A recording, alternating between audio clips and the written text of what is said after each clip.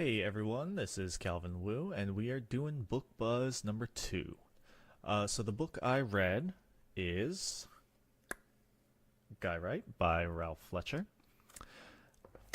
and I found this book very interesting because growing up, I felt that a lot of the times it was difficult for me to really enjoy writing uh, because my teachers always it was never about topics that I wanted to talk about or um, I never felt like writing was for me. Uh, However, as I grew older, lots of things started to click with writing for me, and I eventually learned to really enjoy it. But anyways, getting into the book.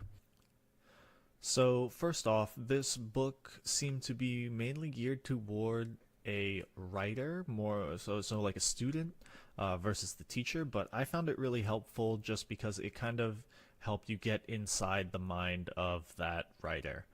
In this case, a guy in your class, and how to best kind of reach out to him and make sure that you're aware of all the things that might be going through their mind as they, undertake this writing journey throughout their life.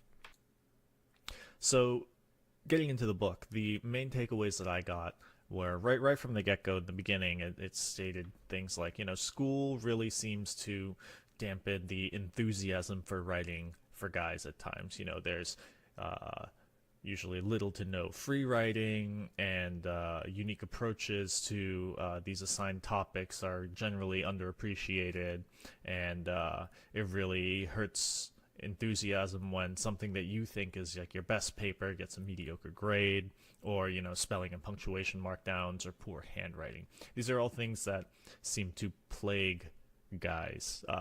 I can attest to the poor handwriting, of course. My handwriting is terrible, but some things we covered in this classroom, like spelling and punctuation markdowns, definitely we've covered in not getting so caught up in the mechanics of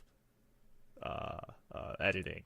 So a couple of the main takeaways that I had from the book as well were, just to give freedom to the writer and let them kind of express themselves creatively, not being too punishing for, say, satire or parody as they write, just because you think it's kind of uh, them being a little smart with the topic. And some of the things that uh, guys write about, I don't know why we enjoy these things, but they're things that are revolting and humorous and playful and gross and sometimes violent even. But I think it's our responsibility as educators to really see through this kind of content and focus more on writing and the process of it, and what can we really teach them from aside from what they're writing about, how are they writing, things like that is what I really took away from this book. As far as the book goes, in terms of the book is geared towards the writer, and it gives a lot of tips for things like violence in writing, and it talks about saying that there's a line between effective use of things like blood and gore, and he calls it atmospheric blood, and using vivid details in writing, and being able to teach the students as an instructor of writing that everything that you use should serve a purpose. A little bit of this goes a long way. It goes into the idea of fantasy and superheroes, where you can teach things like character development and flaws in your character, as well as putting them in like a coherent setting, a place that makes sense for the character. Or going into the aspect of horror, small disturbing details. It talks about Edgar Allan Poe and how there isn't really anything extremely terrifying, but the little things that sort of build into this sort of mounting terror and dread. as well as things like emotional writing. How emotional writing isn't just for girls. How to describe emotion, and how to effectively use emotion and the actions associated with it to really describe what it is that's happening within a character. Another portion of the book that I really enjoyed was the writer's notebook that it referred to, and this is something that I relate to personally as well. Growing up, I was in a band, and I had a book up until I was from maybe 15 until I was maybe 22. That there were several books, I guess, that I would fill with lyrics and poems and drawings and things and ideas just for songs and stories and things like that.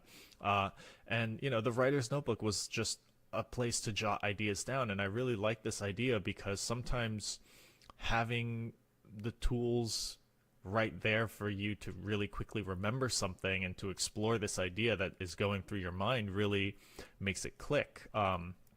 And it solidifies it, so you're like, oh yes, I have this great idea and I need it down right now. I kind of have an analogy to it. There was a time in the 4th of July in like 2011. I was at a 4th of July party at a lake, and there was a guitar there.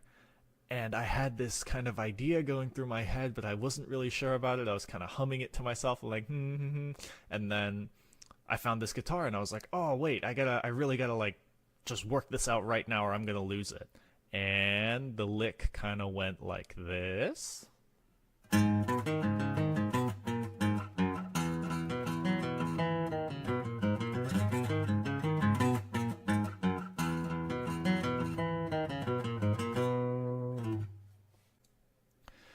And yeah, I think back to that day, and if I didn't have a guitar at that exact moment, I would have lost that guitar riff in my head. And that short little riff right there, it grew and grew into something that I feel like was one of the best songs I've ever written. And it's a song that I actually really love personally, that I just think is really fun to play, and I just enjoy the entire thing. Anyways, so what I'm saying is having a writer's notebook available for,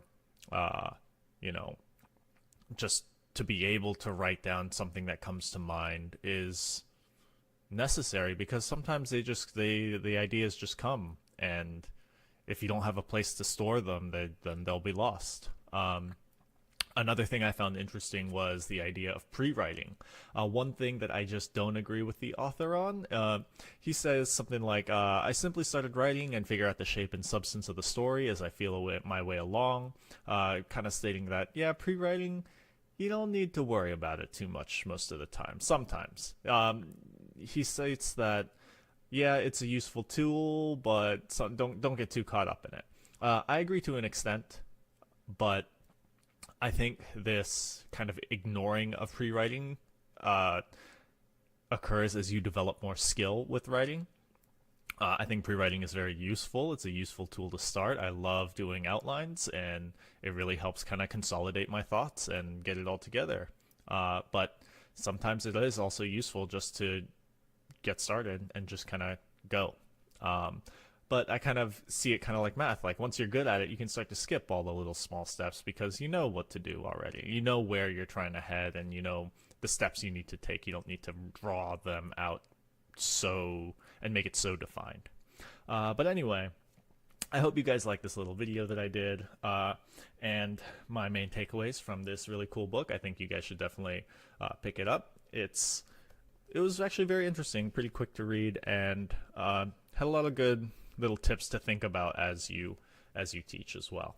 But anyways, I really enjoyed doing this video, and I'll see you guys later.